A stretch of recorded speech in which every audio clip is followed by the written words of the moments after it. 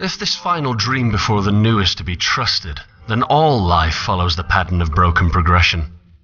Some call it redemptive history, still others call it galvanization, yet the trajectory is undoubtedly the same. We exist on a familiar shoreline, with the waters lapping at our feet. We look back and see an explored and thus frozen world. Then, as if subconsciously recognizing the need for change, we dive into a prison of even further inactivity. My prison was my only friend, it seems, but even he saw fit to spit me upon a new shore.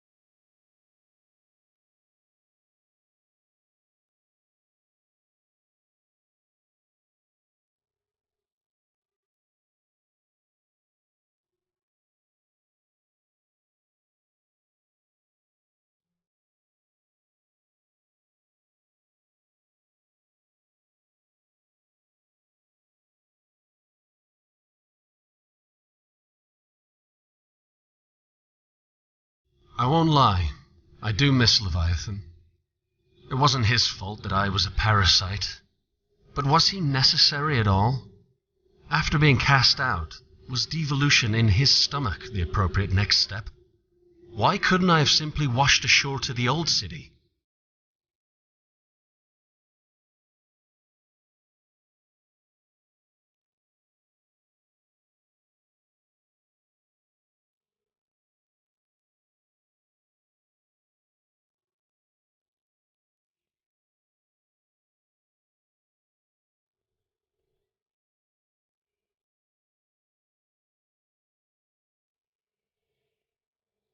Perhaps Leviathan existed for me to discover him, even if that which I explored was my prison. Perhaps I simply needed to see the stagnation before evolving.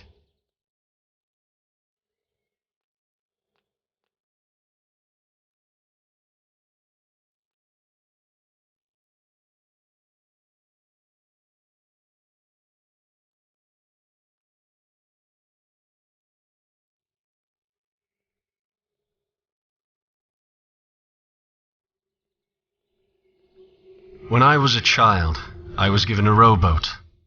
I wanted to sail, so the universe built me a galleon.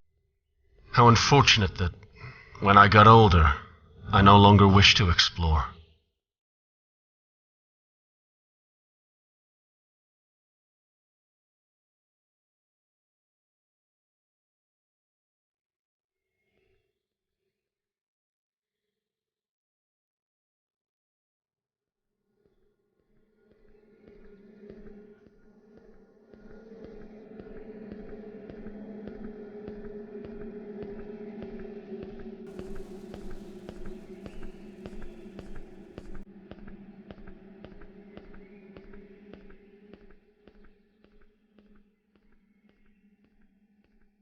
I am going to explore again.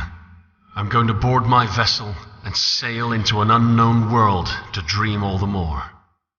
I'll leave this dream behind to feel the sand of other shores in my hand and let it loose as I travel inward towards newness. First, however, I'll make one last dive into abyss.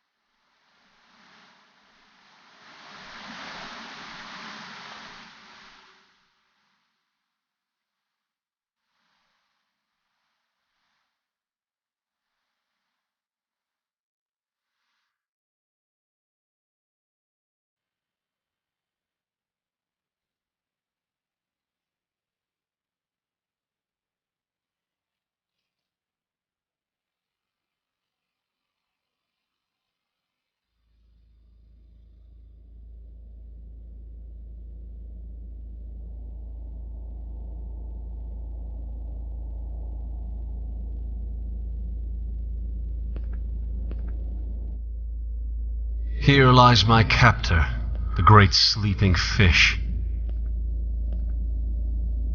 My foundation's been disintegrated. I'm left with nothing but void. However, the baby of belief need not be thrown out with the bathwater of certainty. An assertion from an assumption is still an assertion, making any deduction from that foundation subject to critique. I may not be able to deduce from a place that I know to be true, but that which I deduce from my dreams must still be compatible with itself.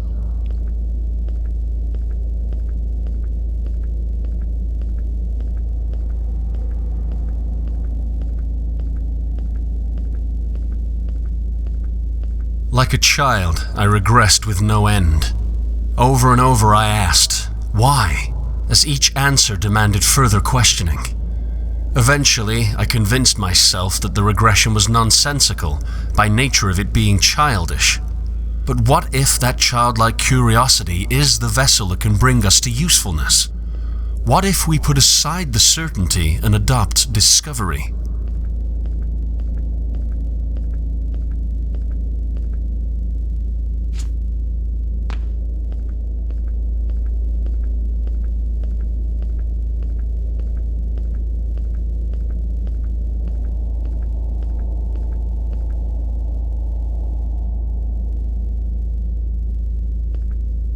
I think I was wrong. Dover isn't where my dreams died. It's where one dream took over. I dreamt that I had no dreams. I dreamt that Dover smothered my belief with certainty. In truth, a truth that I cannot know, Dover ran red. The dream of realism created a monopoly of comfortable stagnation that held me hostage until I could do nothing but cling to Leviathan's innards for safety. My belief was not truly killed, it was captured. One belief was deemed more true than another, and I convinced myself that I was correct. I convinced myself that I could be correct. What if this dream's monopoly was disintegrated? What if I could explore a multiplicity of dreams, never quite knowing which ones are a reality? Truth must be compatible with itself, but what happens when truth is unattainable?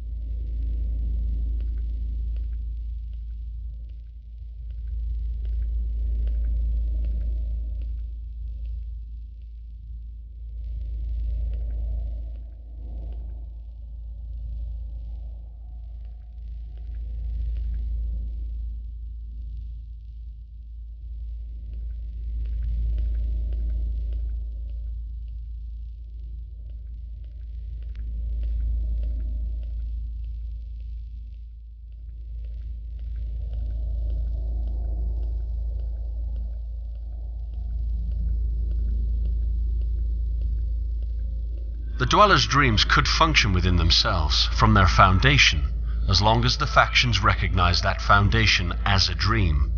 What point would there be in conflict if the dreams cannot truly be controlled? They have their dreams and they cannot assert which is superior. So why not sail?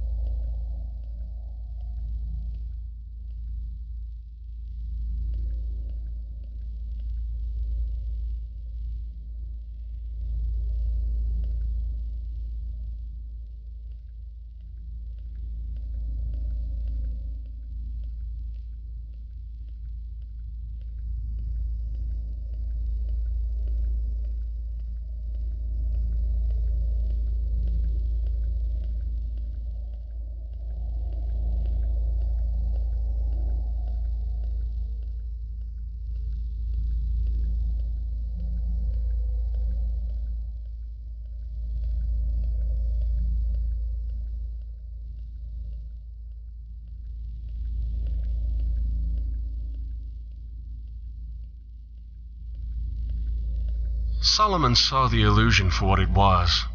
He saw that the lack of dreams was a dream itself. His downfall was in his pessimism, however. He saw the manifesting process of dreams to be too slow. But of course it is, my dear Solomon. The dreams will never manifest in our lifetime, but that's where they have their worth. The dream, the ideal, is an object whose grasp should never be fully achieved. It is in the desire for the object that our true desire should lie. We should desire to desire, and in presenting the ideal to a fallen world, we will make incremental steps towards perfection as the eschaton approaches. One giant leap for a man, one small step for mankind, Solomon.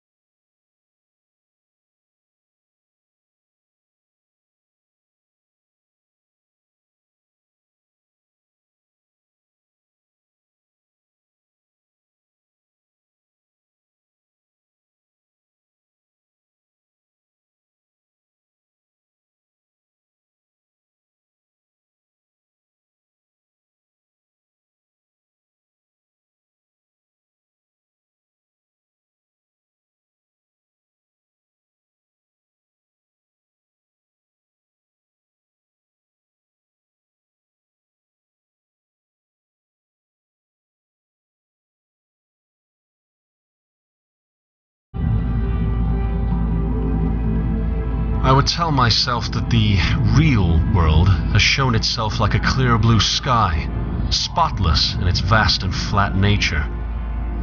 I tricked my own mind into believing that belief itself was not present. Now that the illusion has been revealed, I'm left believing that I can't know.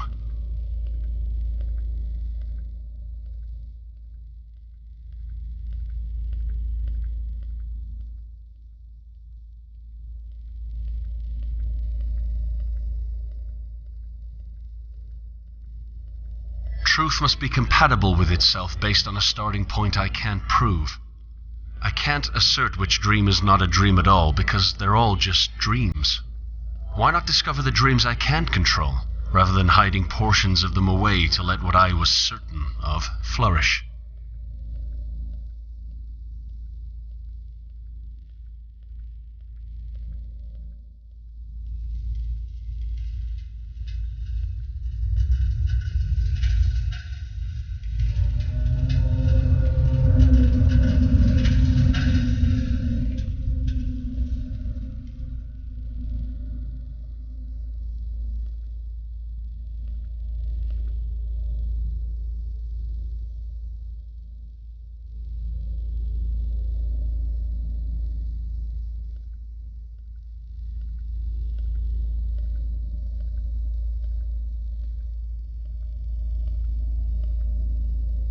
One last look at my cage. One last dive into the abyss of negativity. A terrible world full of terrible people, yes, but that can be changed. Epistemic humility can regress to the deconstruction of stagnation. What I previously thought to be stagnation itself, the lack of any true knowledge, is simply the deconstruction of an anchor, freeing us to traverse the unexplored.